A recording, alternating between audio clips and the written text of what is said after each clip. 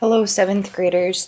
Today we're going to be looking at what's been going on in Europe prior to World War II.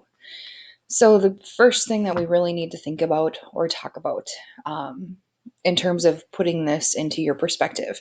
Have you ever had a big fight with your siblings, friends, and or parents, and after that you thought you'd never fight like that again, but later you did and it was worse than before? I'm pretty sure every single one of you have experienced this to some extent. If you have, that's basically what happened with World War II. So the big question we keep asking ourselves is, why does war keep happening? We have obviously a variety of things, and you and I both know that it comes down to basically the leadership of the different European countries. So something to consider.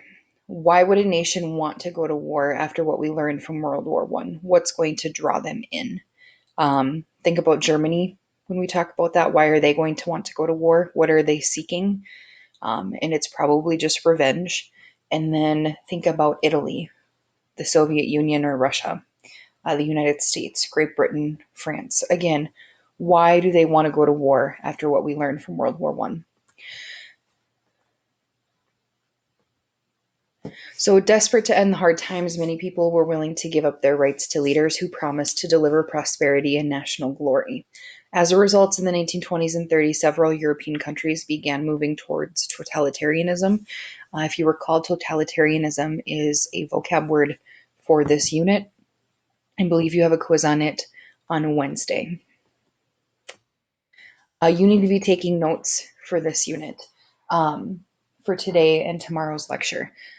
So if you need some idea of what to do, let's just go ahead and start with grabbing a notebook and getting this as your header at the top of the page. So go ahead and hit pause if you need to go grab a notebook to take notes with.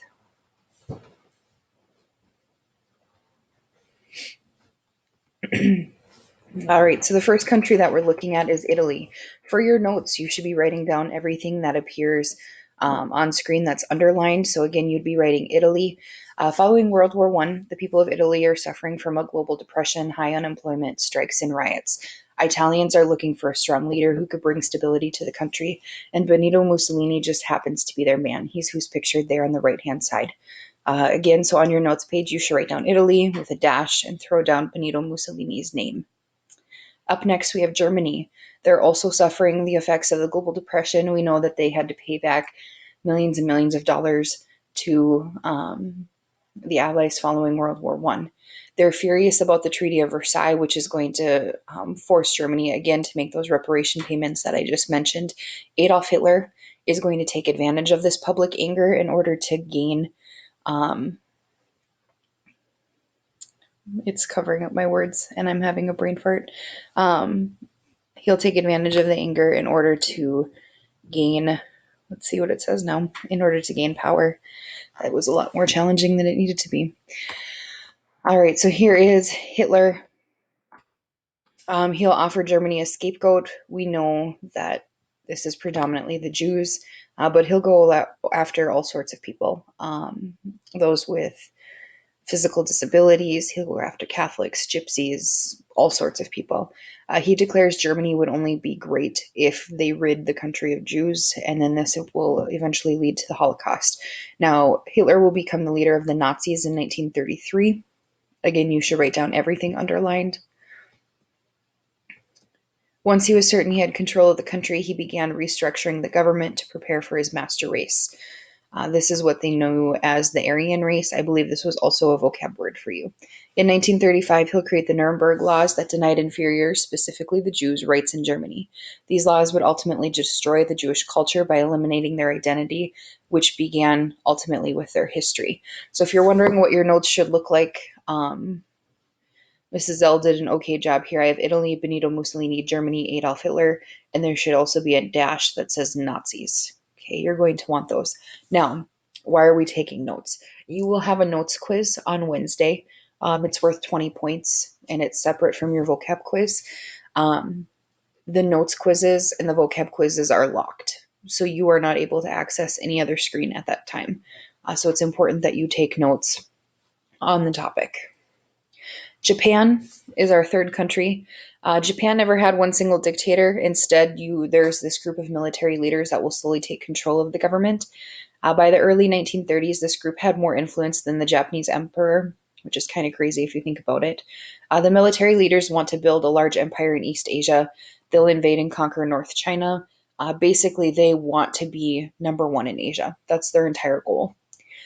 They are going to kill at least 360,000 Chinese. So they're pretty ruthless. You're going to, I believe you have a vocab word, kamikaze, the Japanese suicide pilots. And again, their motto is death before dishonor. Like they would rather die before they dishonor their country. So in a lot of ways, again, like I said, they're ruthless and they would rather die than disappoint their country. We have two leaders that you'll be hearing about. Prime Minister Hideki Tojo is really who is coined the leader in history when we talk about World War II. He is one of the big military leaders that kind of took over the government in the late 30s. And then we have Emperor Hirohito, who is essentially, you know, overseeing the entire country. In a lot of ways, the way this functions is going to be similar to like a king and queen of Great Britain. Um, they're more or less just kind of figureheads, and then you have the prime minister who typically runs the show. So Japan is going to see something similar. Then we have Great Britain with Winston Churchill there on the right. Britain suffered from global depression too. Unemployment was steadily increasing. The late 1930s are often known as the age of appeasement. So again, when I ask that question, why would countries want to go to war again after what they saw with World War One? Great Britain is one of those countries that didn't. They were not interested in a second World War. So as you can see, what's underlined there to write down in your notes, Great Britain will find any excuse to not fight a war. They'll go through appeasement, quote unquote, treaties with Germany and as many countries basically as it takes. In time, though, Great Britain realizes that war is basically inevitable and they'll begin to rearm their army. France. Charles de Gaulle there on the right is the leader.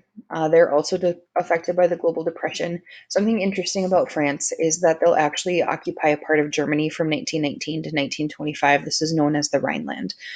Following the removal from Germany in 1925, France agreed to appeasement with Germany. So again, they're doing anything they can basically to avoid war.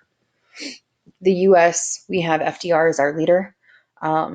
We know that at the time following World War One, going into the Great Depression, before World War II, he's going through and implementing various New Deal programs to try to save the United States. Again, you should have taken notes on everything that was underlined. I'm hoping you figured it out, and I don't have to tell you right now, but you should have paused this lecture at any point in which you needed.